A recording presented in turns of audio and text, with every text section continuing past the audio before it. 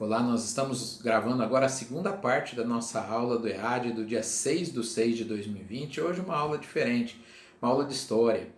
E eu falei um pouquinho para vocês da pré-história, falei de algumas civilizações antigas. É importante porque vocês viram como o dedo, né, de Jesus, organizador do processo de das boas ideias vindas para o planeta, já tivemos nesses povos o surgimento de religiões, surgimento de ideias que vão influenciar e nortear depois as civilizações vindouras. Bom, aqui nesse segundo vídeo eu vou falar de mais dois povos lá da antiguidade, os dois que são os considerados maiores, gregos e romanos.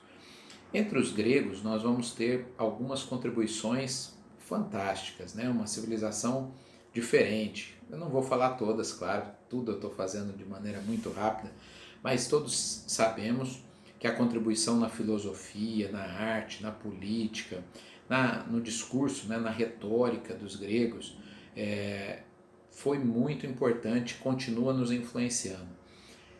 Dentro da filosofia grega surgirão vários nomes importantes, mas nós destacamos aqui Sócrates e Platão, que embasam a doutrina espírita, inclusive, né? Nós temos na introdução de O Livro dos Espíritos a doutrina de Sócrates e Platão, que é o nascimento do idealismo. Então, nossa doutrina espírita tem lá na Grécia Antiga um alicerce já.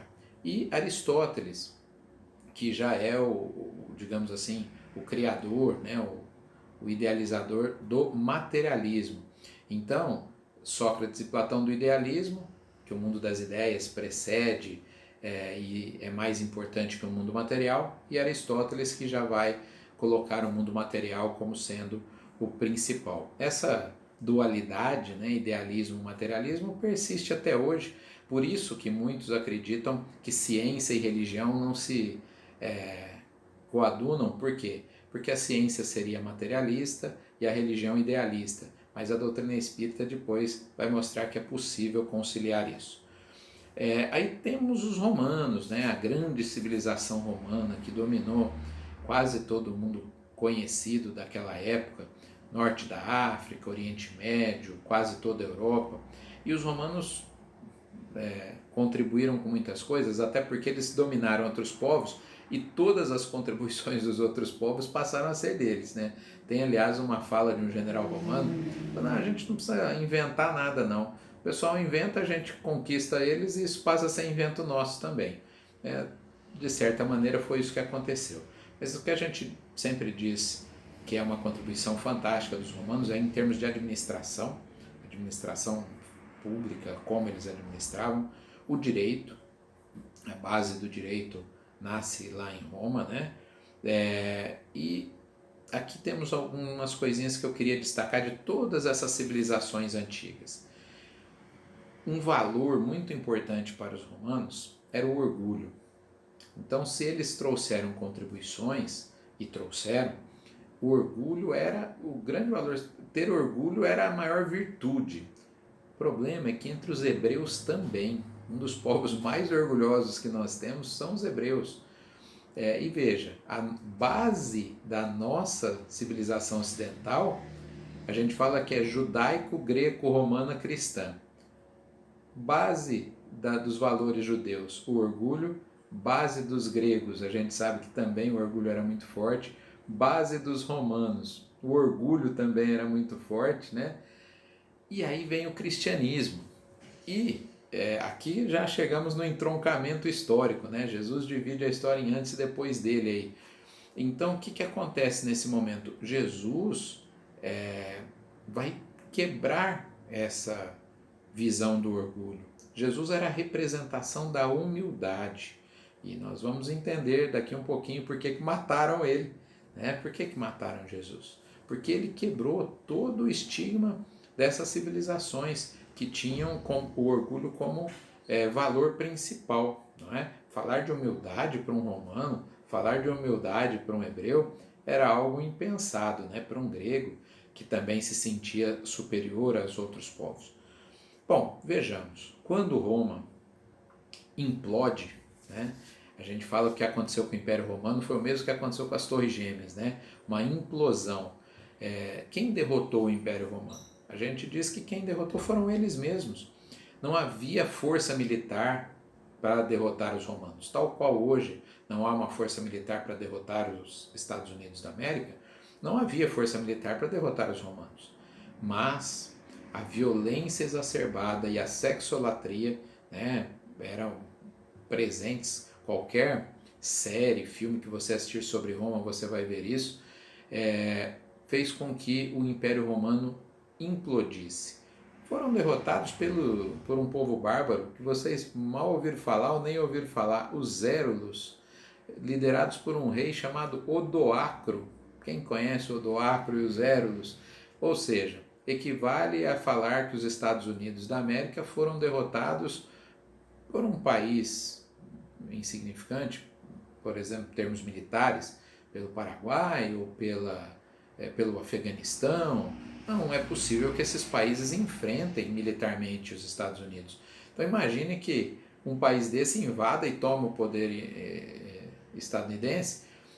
A gente tem que concluir que quem sabotou, né, esse processo todo foi o próprio Império Romano. E aí começa o que a gente chama de Idade Média. E aqui eu quero dividir esse período com vocês em quatro partes geográficas, né? E aí a gente vai chegando mais perto, né, da nossa história aí. Nós temos a Europa Ocidental, que vai acontecer o feudalismo, e a Igreja Católica vai ser muito forte. Nós temos a Europa Oriental, lado oriental, que vai ter o Império Romano do Oriente, vai se transformar em Império Bizantino, não é? E lá a cultura vai continuar sendo mantida, inclusive o direito romano, boa parte dos escritos cristãos serão salvos historicamente porque ficarão do lado do Império Romano do Oriente, que vai ser chamado de Império Bizantino, que depois vai romper, né? Quando cai Roma, o feudalismo vai dominar o lado ocidental e o Império Bizantino o lado oriental.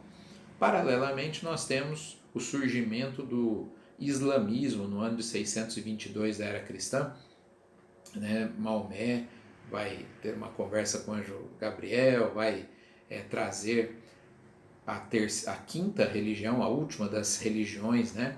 E aliás, Maomé diz isso, que Deus tinha dado várias chances para a humanidade tinha se perdido. Por exemplo, Jesus falou de humildade e a Igreja Católica já era naquele momento a representatividade da ostentação. Então Maomé falou que Deus havia enviado ele como último profeta e que ele ia trazer a verdade que tinha sido esquecida, porque os outros povos não estavam seguindo o que Jesus e os outros profetas haviam ensinado. Veja bem, o islamismo tem como base o próprio cristianismo e o judaísmo. Por isso que nós falamos que isso pouca gente sabe também, né? O Maomé foi importante não só como um líder religioso, mas um líder político, porque ele unificou os árabes ali. Mas depois da sua morte, em 632, aí já vai ter um cisma entre os xiitas mais ortodoxos, que hoje representam 10% dos islâmicos, e os sunitas, que hoje representam 90%, e um pouco mais heterodoxo aí. Hoje no mundo nós temos dois países com maioria xiita, o Irã, de 90% é xiita e 10% só sunita, e o Iraque, 60% xiita e 40% sunita. Todos os outros povos, países islâmicos hoje têm maioria sunita. Tá? Às vezes tem até governo xiita, é o caso da Síria. Por que o Bashar al-Assad está se agarrando lá e a guerra da Síria não acaba? Porque ele é xiita. Só que os xiitas lá representam 11% da população. Se eles perderem o poder, os sunitas assumirem, eles serão minoria absoluta. Então, enfim, não dá para a gente analisar todos esses detalhes. E paralelo a esses três, né, o Império Bizantino, o Império Árabe e o feudalismo, nós temos a China, o Império Chinês, que vai ser o mais rico desse período aí. Se nós pensarmos no ano 1000 da era cristã, no ano 1200, 1300 da era cristã, a riqueza no Império Chinês, né? Eles tinham a seda, inventaram a pólvora, o papel, a imprensa, antes mesmo do Gutenberg lá na Alemanha. Boa parte das alimentações que nós consideramos italianas, né, as massas, macarrão, pizza, foram os chineses que inventaram, e o Marco Polo, viajante, acabou levando lá para a Itália. Então, isso é o que nós temos na chamada Idade Média. Na Idade Média Ocidental, que é feudalismo, cuidado, né, porque é chamado erroneamente de Idade das Trevas, como se nada de bom tivesse acontecido. Gostaria só de lembrar que as universidades que nós temos aí nasceram na Europa Ocidental, no período chamado de Idade Média. É claro, dos 5 tipos de pensamento, eu vou falar depois, só podia, digamos assim, defender o religioso. Mas eu explico isso no próximo vídeo.